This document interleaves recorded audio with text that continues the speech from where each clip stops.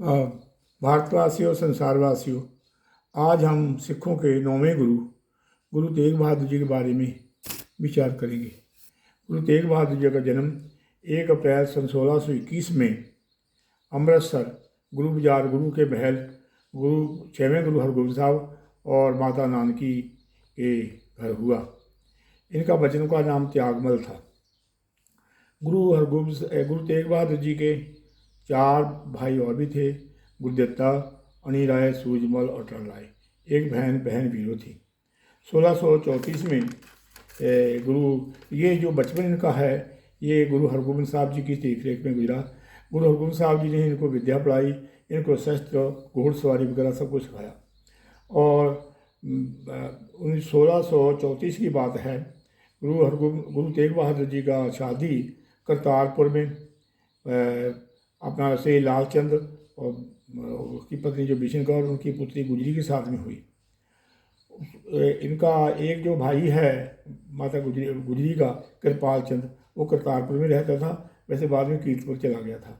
बड़ा भाई मेहरचंद लखनौर में, जिला अम्बाला में रहता था।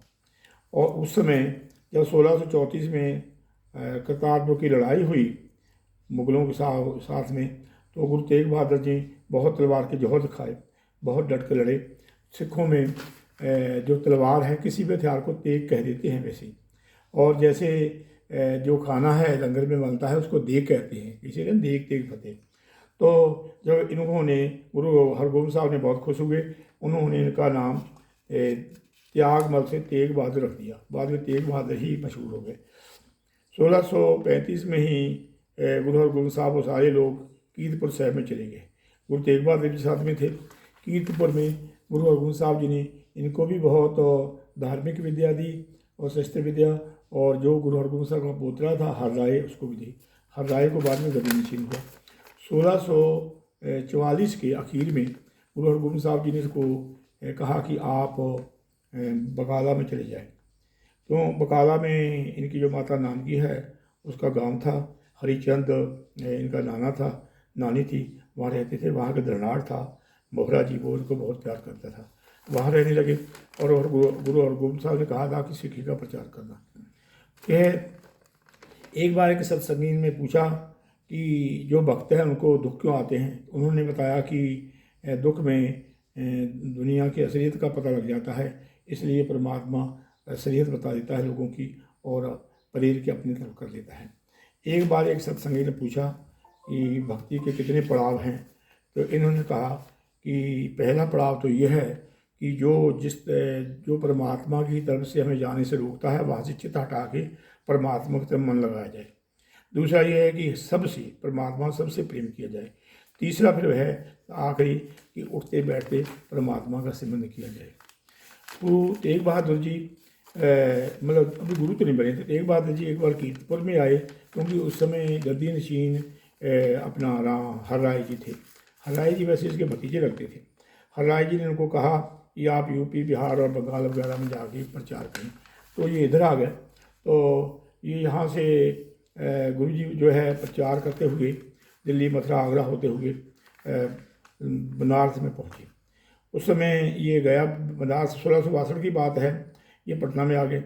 वहाँ इनको खबर मिली कि 6 अक्टूबर सन 1661 को कीर्तपुर में गुरु जो 7वें गुरु हरराय हैं वो ज्योति जो संभाल के मतलब स्वर्गवास हो गए हैं। वहाँ से पंजाब की तरफ चल दिए। साथ में उन्होंने माता नानकी को भी लिया। 21 मार्च 16 रास्ते में होते हुए 21 मार्च 1664 को दिल्ली में कल्याणा जी की धर्मशाला वहाँ पहुँचे। उनके साथ इनके रामराय बाघा और भाई नानू जी थे। और इनको पता लगा कि जो गुरु हरकृष्ण जी हैं वो, क्योंकि हरकृष्ण जी को गद्दी मिली थी, और हरकृष्ण जी जो है कृष्ण को, वो उनकी माता थी कृष्ण से में 8वें गुरु हरकृष्ण जी की, और जो 7वें गुरु उसकी पत्नी थी। ये उनके अफसोस करना चाहते थे। उनको पता लगा कि वो जो राजा जयसिंह की हवेली में है, वहाँ ये गए और वहाँ जाके इन्होंने इनके साथ भाई बाघा, नानू, काफ़ी सिख थे, माता थी, अफसोस किया। वहाँ से ये बाबा बकाला हुआ आ गया। बकाला बाबा, उसका नाम बाबा नहीं पड़ा था, बकाला ही था, वहाँ आ गया। बाद में क्या हुआ कि श्री जो हरकृष्ण जी हैं वो बीमार हो गए। माता वहाँ चीचक बहुत फैली हुई थी, ये रोजाना से लोगों की सेवा करते थे, इनको माता फैल गई। तो ये 29 मार्च सन 1664 की बात है। इन्होंने सारी संगत को इकट्ठा किया, इकट्ठा करके और 5 पैसे नारियल लेके अपनी तरफ परिक्रमा की, और उन्होंने माता जो कृष्ण कौर है और दरगाह मल जी और भी काफ़ी सिख थे, उनको इन्होंने दे दिया। माता कृष्ण कौर, दरगाह मल, चौपत राय वगैरह को कहा कि ये आप जाके गुरु तेग बहादुर जी को तिलक लगा दें, और उनसे कहा कि मुझे जमुना किनारे ले जाएं। 30 मार्च सन 1664 को वो स्वर्गवास हो गए, और जमुना किनारे उनको संस्कार कर दिया गया, जिसका वहाँ पर आजकल गुरुद्वारा बाला साहब बना हुआ है। वह ये जो है, इस बात को गुप्त रखा गया कि गुरु तेग बहादुर को दिनशीन करना है, और ये 11 अगस्त 1664 को सारे जो टुकड़ी है, दीवान दरगाह माला और माता सुलखनी वगैरह, ये माता कृष्ण कौर भी सुलखनी दोनों नाम हैं, ये बाबा बकाला में आ गए। तो क्योंकि बाबा बकाला में काफ़ी लोग और बैठे हुए थे, वो जो कहते हम गुरु हैं, उसमें धीरमल प्रमुख था, वो ग्रंथ साहब भी लाके बैठा हुआ था, और सब वहाँ मंजी लगा के 20-22 बैठे हुए थे। तो बड़े नाजुक हालत सी। इन्होंने सलाह की, माता कृष्ण कौर ने सारे जनों ने सलाह की कि कुछ सहम अपना लोगों का इंतज़ार किया जाए। 9 अक्टूबर 1664 को दिवाली थी। इन्होंने संगतों को चिट्ठियाँ भेज के भगा लिया, ये वहाँ आ गए। देवनाथ से क्या हुआ कि दिवाली वाले दिन मक्खन साह लुबाना अपनी पत्नी सोलजही और पुत्र लालचंद समेत बाबा बकाला में आ गया, क्योंकि उसके पास में 500-700 घुड़सवार भी थे, क्योंकि बहुत बड़ा व्यापारी था। उसका जहाज़ जो है, बेड़ा फंस गया समुद्र में। उसने गुरु नानक के ऊपर प्रार्थना की थी कि अगर मेरा बेड़ा निकला है तो मैं 500 मोहरे दूंगा। तो जब उसने देखा इतने लोग बैठे, बड़ा हैरान हुआ। तो वो व्यापारी था, दिमाग से काम लिया, उसने हर एक के आगे 2-2 मोहरे रखता रहा कि जो अच्छा सही गुरु होगा, सच्चा गुरु, वो पहचान लेगा। लेकिन सब आशीर्वाद देते गए। उन्होंने पता लग गया कि ये सारे गुरु नहीं हैं। फिर क्या हुआ कि उन्होंने पूछा कोई और भी है, तो उन्होंने बताया कि आगे एक तेगा है, उसको तेगा ही कह जाते थे, कि वो अंदर भोरे में बैठा, जो ज़मीन में एक घर बनाया, उसको भोरा कहते हैं, तो उनका घर था। वो वहाँ गया, वहाँ जब 2 मोहरें रखी तो गुरु तेग बहादुर जी बोले कि गुरु भूखा नहीं है वैसे माया का, लेकिन आपने जो है क्या कहा था कि 500 मोहरें दूंगा, देखो मेरे तो निशान भी हैं कंधे में, आपका जहाज निकाल दे। तो वो एकदम भागा कोठे पे, गुरु साहब से रोका, लेकिन वो कोठे पे चढ़ गया और बोला गुरु ला दो रे। सारे इकट्ठे हो गए, संगत इकट्ठी हो गई। फिर गुरु तेग बहादुर जी कोठे पर आ गए थे। हुआ क्या कि धीरमल जो है, उसने अपने जो मसंद था, सिंहा मसंद, उसको कहा गोली मार। उसने गोली चला दी, लेकिन गुरु तेग बहादुर जी को लगी नहीं, बच गई। तो फिर बाद में उन्होंने सामान लूटना चालू कर दिया। सिखों ने जाके इसको जो आया था अपना बंजारा, इससे जाकर कहा मक्खन साह लुबाना। मक्खन साह लुबाना ने अपनी फौज को कहा इसको घेर लो, सारी उनके सामान छिपा लिया, उनसे माफ़ी मंगवाई, और उन्होंने इनको तिलक किया। तिलक करने के बाद कुछ दिन गुरु साहब जी यहाँ रहे। 22 नवंबर 1664 को ये अमृतसर पहुँचे, और भी उन्होंने अपना गोंदवाल वगैरह पहुँच के अमृतसर पहुँचे। अमृतसर में भी ऐसी हाल था। अमृतसर में जो गुरु अर्जन देव जी का बड़ा भाई था प्रीतिचंद, उसका जो लड़का था मिहिर, और उन्होंने कब्जा कर रखा था हरमंदिर के ऊपर। तो उन्होंने क्या किया कि बंद कर दिया दरवाजे, बाद इसको बंद करके हरमंदिर का चाबियाँ फेंक दी, और मेहरबान ने वहाँ पर सिख संगत इकट्ठी हो गई, औरतें आ गई, गुरु साहब वहाँ बैठ गए। बाद में मक्खन साह लुबाना पहुँच गया, उन्होंने बहुत झाड़ें दी, और जो बीबी वहाँ पर औरतें हैं उन्हें लंगर लगा दिया। गुरु साहब बहुत खुश हुए और बोले कि बीबी और आज चाहिए। तो जो बीबी हरो है, उसने बेनती की कि मेरे गांव में चलिए। वहाँ से थोड़ी दूर उसका गांव था, तो हरो जी उसको लेकर वल्ला गांव था, वहाँ ले गए। वहाँ कुछ दिन ये रहे, और जब ये अपना मसंदों से मिले तो गुरु तेग बहादुर जी ने उनसे कहा कि तुम काहे कि तुम्हें मसंद बनाया था गुरु साहब को प्रचार करने के लिए, तुम तो ये क्या करने लगे। ये उचारा वर्ग नहीं मसंद तुम अमृत सरिये, तृष्णा गते अंतर सरिये, तुम तृष्णा अंतर सकते हैं। तो यहाँ कुछ दिन रहने के बाद और गोविंदवाल साहब पहुँचे, साबो की तलवंडी मांगल देश में पहुँचे, और रोहतक में जिला सागर में पहुँचे। वहाँ पर दमसान जगह पर इन्होंने बहुत प्रचार मतलब लगाया, दीवान लगाया, और लोग डरते थे। तो उन्होंने लोगों का से कहा कि डरने की जरूरत नहीं है, किसी हुकूमत से नहीं डरो। वो उन्होंने कहा भय काहू को देत नहीं, ना भय बात दान, ये उसका ग्रंथ साहब में भी शब्द है। तो वहाँ से फिर इनको मालूम हुआ कि 1665 में ये उसी समय इन्होंने सोचा कि अपना माता जो मतलब एक पहाड़ी राजे थे, तो चंपा बाई इनको याद कर रही थी, क्योंकि पहाड़ी राजाओं को गुरु हरगोबिंद साहब ने, काफ़ी राजाओं को गुरु हरगोबिंद साहब ने छुड़ाया था। उसमें एक राजा कल्याण चंद था जो जहांगीर की कैद में छुड़वा के उसको राज भी दिया था। उसकी खानदान में राजा ताराचंद और बेटा दीपचंद का जो अप्रैल 1665 में देहांत हो गया उसका, तो उसकी पत्नी जो है वो इसको याद कर रही थी गुरु तेग बहादुर जी को। गुरु तेग बहादुर जी वहाँ गए, ये जो है 13 मई 1665 को वहाँ गए। उसने बहुत स्वागत किया। साथ में दीपचंद, दरगाह मजीठा वगैरह सारे थे। उन्होंने उनको बेनती कहा कि यहाँ को नगर बसाइए, और गुरु को नगर बसाया। चंपा रानी का मेरी ज़मीन ले लीजिए, उन्होंने ज़मीन दी, क्योंकि गुरु साहब ने कुछ पैसे दिए। वो ज़मीन जो सवाले की पहाड़ियों के पास में थी, और वहाँ पर ललितपुर जो गाँव है वहाँ पर आसपास में।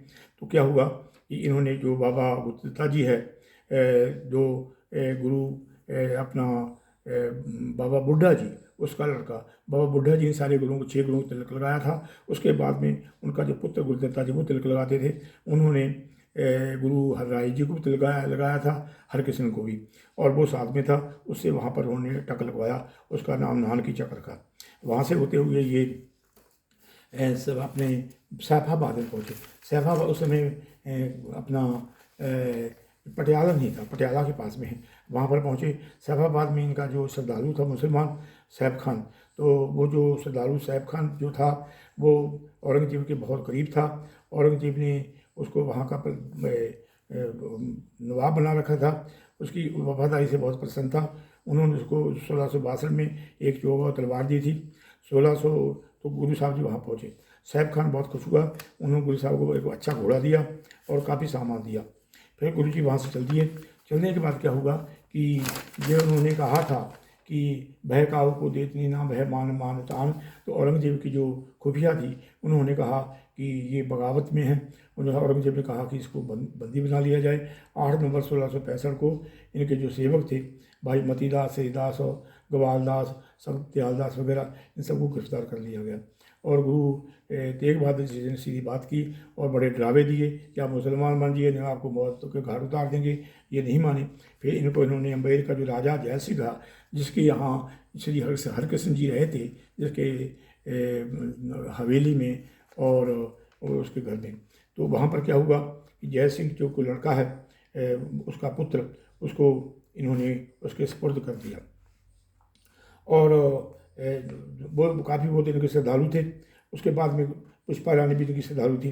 तो क्या हुआ कि ये उसकी हिरासत में हो गए। तो हिरासत से उन्होंने इनको छोड़ दिया। 16 दिसंबर 1665 को छोड़ दिया। ये गुरु साहब जो है कुछ दिन वहाँ उसकी रिहाई कैद में रहे, और उसके बाद में ये पटना की तरफ चले गए। पटना की तरफ बनारस, इलाहाबाद होते हुए, बोल गया होते हुए ये फिर पटना आ गए।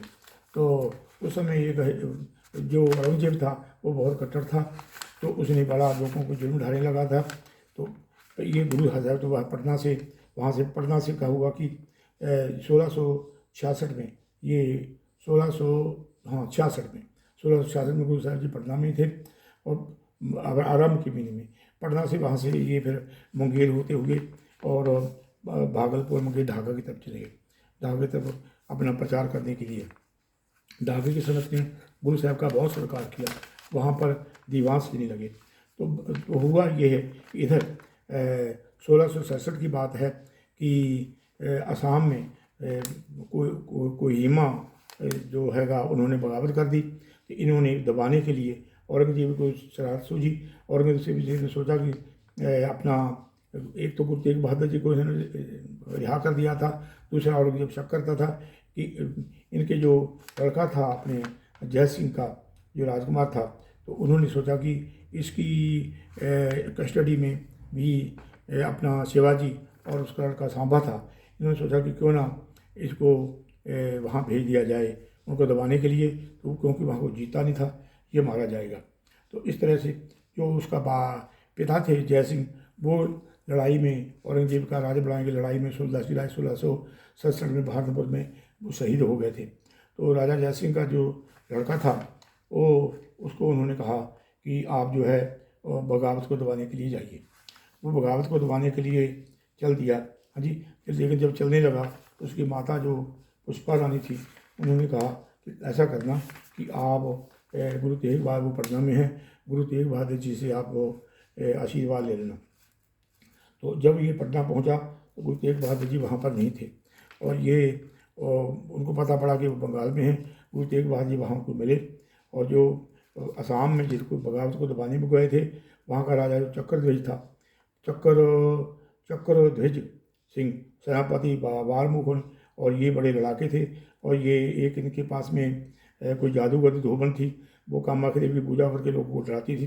तो राजा जो राजा राम सिंह था, इसका पुत्र जय सिंह का, ये वहाँ दबाने के लिए गया था, तो बगावत दबाने के लिए। तो गुरु तेग बहादुर जी के इनको आशीर्वाद दिया, उनके जादू टोने नहीं चले, राम सिंह की फौज जीत गई। और जीतने के बाद में इन्होंने दोनों में सुलह सफाई करवा दी। गुरु तेग बहादुर जी बोले कि ये उनकी कूटनीति है, ये आपको आप आपस में लड़ाना चाहते हैं। तो वहाँ ये जो इसकी प्रमाणिकता है, ये इसकी जो बुआ की पुस्तक जो बारमुखन एंड हिज टाइम्स की ए गेट की पुस्तक है, उसमें मिलता है। हिस्ट्री ऑफ आसाम अर्जुन सिंह में मिलता है। गुरु गुरु तेग बहादुर जी इनका समझौता करके राजा राम सिंह की और इनकी सबकी, और फिर ये पूरी बंगाल में गए। पूर्वी बंगाल में गौरीपुर में जगीर राजा राम राय था, वो उनके दर्शन करना चाहता था। उसके पास पुत्र नहीं था। उसकी पत्नी स्वर्णमती, उन्होंने बहुत ज़्यादा गुरु साहब का आदर सत्कार किया। उनके बोला कि हमारे यहाँ पुत्र नहीं है। गुरु साहब ने आशीर्वाद दिया कि आपके यहाँ पुत्र पैदा होगा, और उनका पुत्र पैदा हुआ जिसका नाम रतन राय रखा। ये जगीर राजा राम राय था। यहाँ से होते हुए गुरु साहब जी पटना की तरफ चलती है। इधर औरंगजेब ने 1669 में भारत के लिए नवा हुक्म चालू कर दिया। उसने हिंदुओं के बाढ़ समय मंदिर ढा दिए, और मथुरा, अयोध्या, काशी, आस के मंदिर इन्होंने गिराए। नए मंदिर बनाने के लिए इन्हें मना कर दिया। तो ये वहाँ से होते हुए, क्योंकि इनको जब ढाका में थे, इनको खबर मिल गई थी कि उनके यहाँ पुत्र पैदा हुआ है। इन्होंने कहा था उसका नाम जो है गोविंद राय रखा जाए। तो ये जो है गुरु तेग बहादुर जी अपना पटना में आ गए। पटना में आके अपने बच्चे को उन्हें मिले, बड़े प्यार से मिले, बड़ा अच्छा लगा। पटना से इन्होंने अपने बच्चों को कहा, अपने परिवार से, कि आप पंजाब की तरफ चलिए, पहले लखनऊ जाएं। लखनऊ में जो है इनका बीबी गुजरी का जो भाई है, उससे जाके वहाँ पर पहुँचें। उसके बाद में ये अपना बकाला जाएं। बकाला में जाने के बाद ये आए। अब इसका नाम बकाला का नाम बाबा बकाला हो गया था, क्योंकि जब वो गुरु हरकृष्ण जी ने गुरु तेग बहादुर को गद्दी दी थी, तो उन्होंने जब अपना सारा गद्दी का सामान दिया था, तो उन्होंने कहा था कि गुरु बाबा बकाला। बाबा बकाला इसलिए कहा था कि गुरु तेग बहादुर जी रिश्ते में बाबा लगते थे, क्योंकि जो इनके पिताजी थे हर राय के चाचा लगते थे, इस तरह से बाबा लगते थे उनके। और अपना गुरु साहब जी वहाँ से चलते हुए जब रास्ते में आ रहे हैं, तो गुरु साहब जी फिर लोगों को कह रहे थे कि आप जो है डरे नहीं, और औरंगजेब से किसी भी हुकूमत से लड़ने की जरूरत नहीं है। तो इनको फिर बंदी बना दिया गया। ये दूसरी बंदी थी इनकी, तो ये बंदी बनाया गया है 1670 में। हाँ जी। और ये जो संगत है, ये तो बाबा बकाला में पहुंच गई। हाँ जी। तो 1670 में गुरु साहब को बंदी बना लिया गया। बंदी बनाने के बाद में ये सैफ खान जो था, पहले जो गुरु साहब को मिला था, सैफ खान ने इनको छुड़वाया। वहाँ से होते हुए गुरु साहब जी बाबा बकाला से होते हुए अपना जो चक नानकी है, जो नवा शहर बच रहा है, वहाँ पर आ गए। चक नानकी काफ़ी बच चुका था। चक नानकी में इनको, क्योंकि साहिबजादा जो गोविंद राय था, जो आदमी जो गोविंद सिंह बना, वो साथ में था, और उनको वहाँ पर उन्होंने विद्या पढ़ाने की, विद्या और दूसरा शस्त्र विद्या सब कुछ उनको सिखाते रहे। उस समय ये 4 साल के थे लगभग, और गुरु साहब के साथ में रहे। बाद में ये औरंगजेब के जुल्म ज़्यादा होते रहे, बहुत ज़्यादा जुल्म इनके बढ़ गए। औरंगजेब ने क्या किया कि अपना जो पहले हर एक जगह तो वो करते ही थे, जुल्म करते थे, अब उन्होंने कश्मीर में जुल्म ढाना चालू कर दिया। इफ्तिखार खान को जो बड़ा जालिम हाकिम था, उसको कहा किसी ने अपने औरंगजेब को समझाया कि अगर आप जो कश्मीर के पंडित हैं अगर उनको मुसलमान बना लोगे तो सारा हिंदुस्तान जल्दी मुसलमान बन जाएगा। और इफ्तिखार खान ने कश्मीर में बहुत ज़्यादा जुल्म ढाए, उन हिंदुओं के जो आर्थिक तौर से उनको नुकसान किया, उनके मंदिर, उनकी पाठशालाएँ सब गिरा दी, और यहाँ तक कि बलात्कार भी औरतों के साथ में करने लगा। तो वो बहुत परेशान हो गए, वो इकट्ठे हो गए कि अब क्या किया जाए। तो उन्हें बहुत प्रार्थनाएं की, उनको कुछ नज़र नहीं आ रहा था। फिर क्या हुआ कि उनकी धर्म की रक्षा कैसे हो। बाद में उन्होंने कहा कि गुरु नानक की चलाई हुई जो सिक्खी लहर है उनके पास में जाया जाए। कुछ पंडित जो है वो सिख भी बने हुए थे, तो उन्होंने सब ने सलाह करके बोले कि वो ही हमें बचा सकते हैं। तो वो जो है अपना एक कृपाराम करके ब्राह्मण था, जो कृपाराम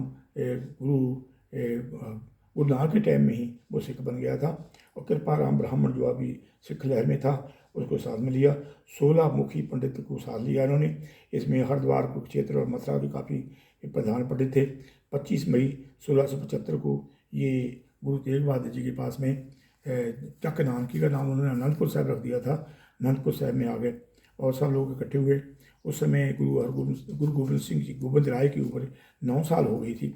सारे लोग इकट्ठे हुए और दर्दनाक अपनी कहानी सुना रहे थे। तो गुरु जब इनकी दर्दनाक कहानियाँ सुन के तो उसने पूछा बाल कर गोविंद राय ने कि अब क्या किया जाए। गुरु तेग बहादुर से पूछने लगे। गुरु तेग बहादुर ने जवाब दिया कि पवित्र आत्मा कुर्बानी देगी, तब जाके ये जो जुल्म है, जालिम को खात्मा होगा। हो सकता है लहर उठे तो खात्मा हो जाएगा। तो पवित्र आत्मा की बलिदान की जरूरत है। तो गुरु गोविंद राय के मुँह से निकला कि आपसे पवित्र आत्मा और कौन है। सब सन्नाटा छा गया यह बात सुन के, और ये बात ब्राह्मणों ने सुनी। तो एक जो समझदार आदमी, बड़े आदमी थे, उन्होंने गोविंद राय से पूछा कि मान लीजिए ये पवित्र आत्मा कह दे कि ये अपना जाके जो है शहीद हो जाए, तो आपका पालन पोषण कौन का, आपके सिर पे हाथ कौन रखेगा। तो गुरु गोविंद राय ने बड़ी धड़क से कहा कि जो पेट में रक्षा करता है सब परमात्मा रक्षा करता है, वही जो है वो हमारी भी रक्षा करेगा। तो बोला कि वो घबराने की जरूरत नहीं है। तो साहिबजादे के वचन सुन करके गुरु तेग बहादुर जी बहुत खुश हुए। उन्होंने साहिबजादे को शाबाश दी और उन्होंने सोच लिया कि अब कोई समस्या नहीं है, ये जो गुरुगद्दी का मालिक आ गया है, कोई समस्या नहीं है। तो वो गुरु तेग बहादुर जी अपने साथ में भाई मतीदास, हरिदास दयाला को ले गए। 8 जुलाई 1675 को यहाँ से चलने को तैयार हुए और उन्होंने पहले गुरुगद्दी का सामान सारा जो है गुरु गोविंद सिंह को दे दिया। एक तरह से गुरुगद्दी उन्होंने बख्श दी। और ये चलते हुए अपना जुलाई से यहाँ से चले हैं। ये 4 नवंबर सन 1675 को वहाँ दिल्ली में गिरफ्तार हो गए। गिरफ्तार जो करने के लिए सुविधा सभी का ने गिरफ्तार कर लिया। इनको बहुत उन्होंने पहले तो बड़ा इनको क्या कहते हैं प्यार से पेश आया। फिर बोला कि बाद में बोला कि अगर आप नहीं बनोगे, अगर मुसलमान बन जाओ या करामा दिखाओ, नहीं तो आपको ख़त्म कर दिया जाएगा। गुरु साहब नहीं माने। जो काजी अब्दुल वहाब था वो भी आया, उसने बहुत समझाया, गुरु साहब नहीं माने। तो दो दिन ऐसे समझाते रहे। फिर उनके ऊपर उन्होंने 6 नवंबर को उन्होंने एक ऊपर बहुत ज़्यादा सख्ती कर दी। इनके ऊपर गर्म रेताएँ डालने लगे, बहुत कुछ किया। करने के बाद में सिखों से पूछा, वो भी नहीं माने। 11 नवंबर 1675 की गुरुवार वाले दिन की बात है कि उन्होंने गुरु साहब के सामने भाई जो मतीदास है, भाई सतीदास को लाए। उससे पूछा कि मुसलमान बनना है कि शहीद होना है। बोला कि मुझे शहीद होना है। उसको हथकड़ियाँ लगाई और उसके दोनों तरफ लकड़ियाँ बांध के उसके ऊपर आरा चला के उसको आरे से चीर दिया गया। वो जपजी साहब का पाठ करता रहा। उसके बाद में जो भाई दयाला जी है उसको उन्हें पानी में उबाल दिया, और जो अपना मतीदास है उसको पानी में मतीदास को आरे से चीरा था, दयाला को पानी उबाला था। सतीदास है इसको रूह में लपेट के आग लगा दी गई। और ये जो मतीदास सतीदास जी है झिलम, ये दोनों भाई थे। जिला झिलम के पिंड करियाला के रहने वाले थे। भाई दयाला जी अलीपुर जिला मुजफ्फरपुर पाकिस्तान के, जो आजकल पाकिस्तान वहाँ के रहने वाले थे। इनके पिता का नाम माईदास, माता मदरी बाई थी।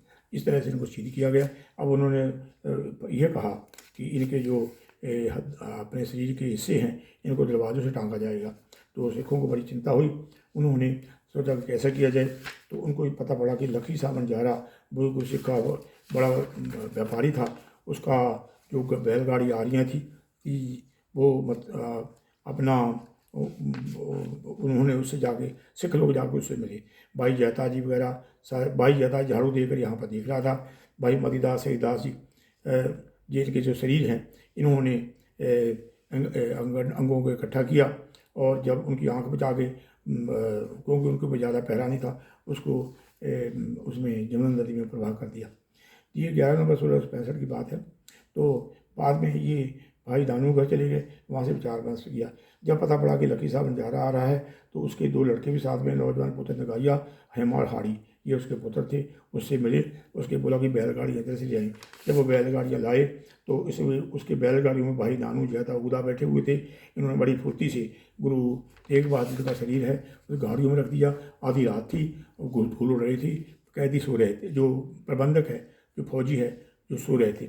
और इनका जो शीश है वो भाई जयता ने पकड़ लिया, और भाई जयता जी है इनके पावन शरीर को लेकर कीर्तपुर की तरफ सुबह उठ के, रात को भरा, सुबह उठ कर कीर्तपुर की तरफ चल दिया।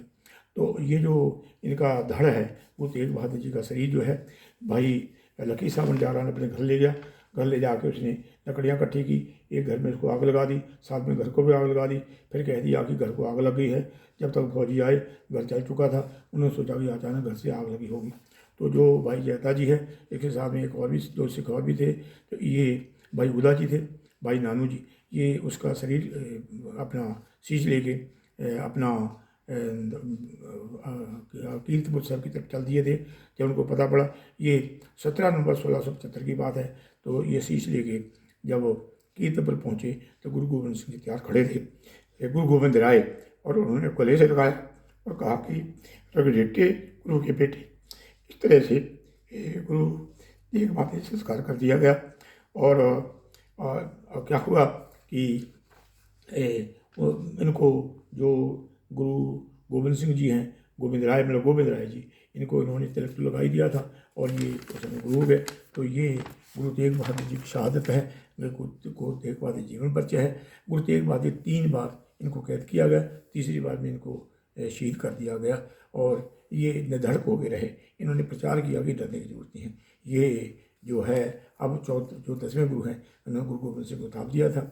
ये गुरु तेग बहादुर जी की संक्षेप में वार्ता है, और हो सकता है इसमें मेरी काफ़ी गलतियाँ हुई होंगी, और मुझे माफ़ कर देना।